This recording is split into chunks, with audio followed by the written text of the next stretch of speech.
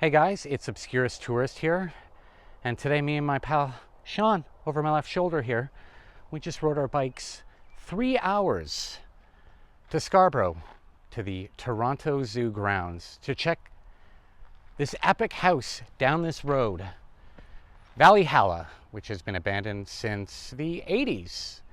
So let's go check it out.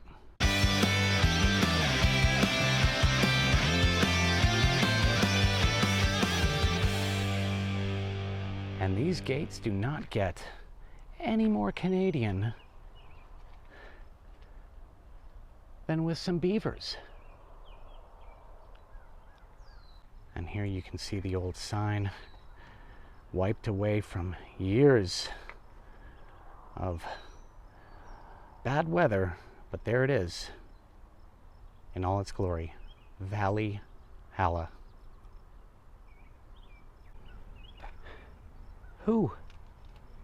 Whose house is this?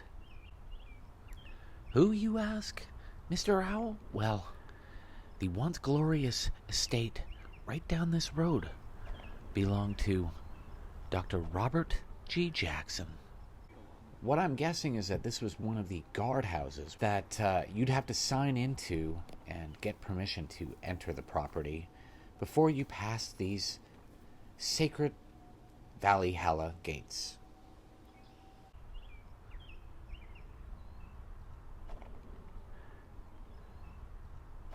And there it is, through the trees, Valley Halla, built by Robert G. Jackson in around 1930, or at least he started work on it in 1930, but he did not live long to enjoy it, and he died in 1941.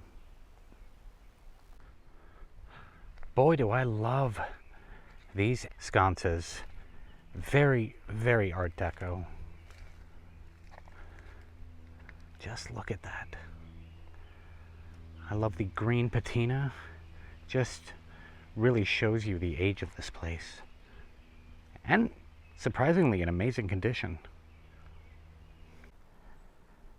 Just a beautiful house, and you can see the greenhouse in the background there. And just over to your right here would have been the little carport where you would have pulled in, or friends would have pulled in when you were entertaining. Got some shale blocks to separate the garden from the side entrance of the house. And let's take a peek inside to see what's still there. Empty. Love that sort of atomic design. Very indicative of the 1930s, 1940s. Here's something strange. I noticed that the light inside is on, which is odd considering that it's a completely empty house.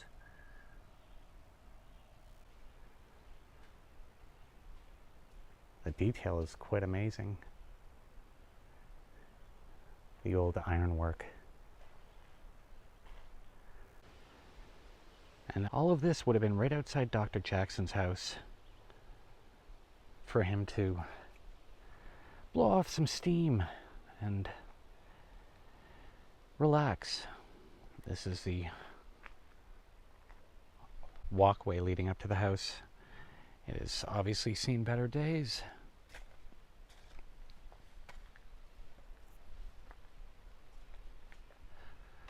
The mosquitoes are pretty thick here in Rouge Park.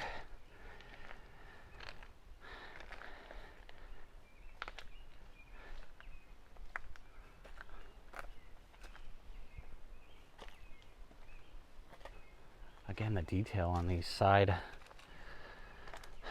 lights here just don't make them like they used to, that's for sure.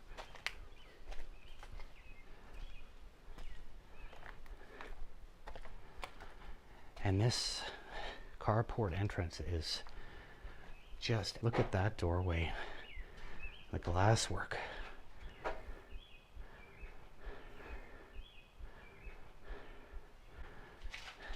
Is it open? Nope. It's locked. I'm gonna take a peek in here I think this is the library. I don't know if you can see that. Yeah. Little fireplace there. Pretty beautiful bookcase.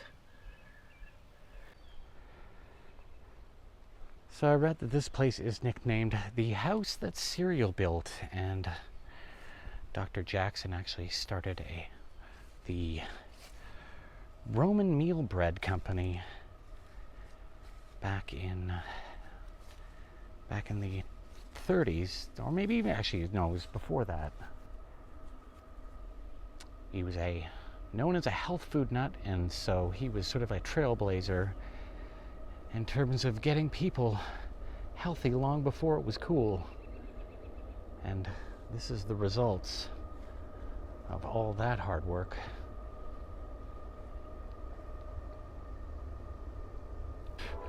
Not sure what this gazebo would have had in it that they don't want us to see, but it's all boarded up. And I love this little walkway.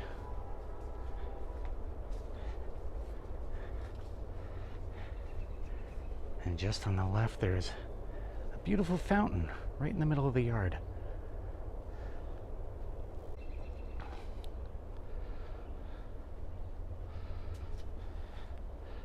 So I suppose this is what the other gazebo would have looked like, and this one's actually open, so I can actually take a peek. And there's a chair here, which does not match the decor of the house, unfortunately, so that's kind of a bummer.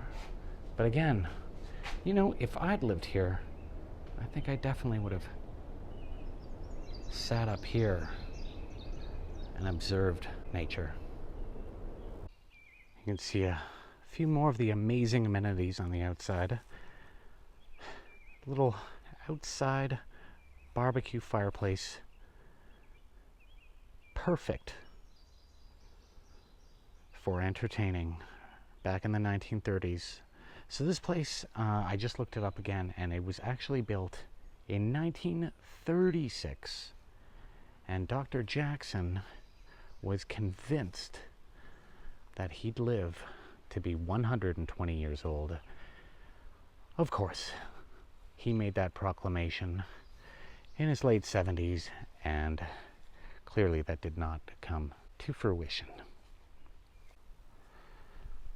Unfortunately, the greenhouse is locked up pretty tight. Of course, there's not much to see in there, so we're not really missing out. Still, a pretty epic building to come out to in the morning when you're having a coffee. And I actually found what would have been the entrance to this place. You just follow the brick. And just over here,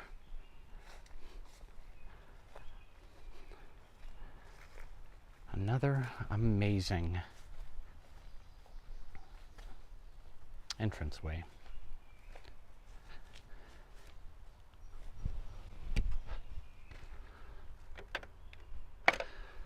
Still locked. So Valley Halla has been looking for an owner for a very long time, and on the real estate listing, it actually says that the closest neighbors are some marmots and ferrets at the Toronto Zoo. I couldn't think of having cuter neighbors, really. Could you? There's some interesting stained glass. I don't know if you can make it out, but it looks like an old woman holding some skis. That's weird. And here's some more really interesting stained glass in the house. And from what I'm gathering is that Dr. Jackson was a ski buff. A ski bunny? Whatever it was, it seems he loved the cold arts of a good downhill. I hope you enjoyed my visit to Valley Halla today. Unfortunately, I wasn't able to get inside and show you all the guts and glory of this very, very beautiful property. But, you know, it is private property, even though it is abandoned. So we will just respect that. For now, from Rouge Park, here in Scarborough, on the Toronto Zoo property, it is Obscurist Tourist saying goodbye, and until next time.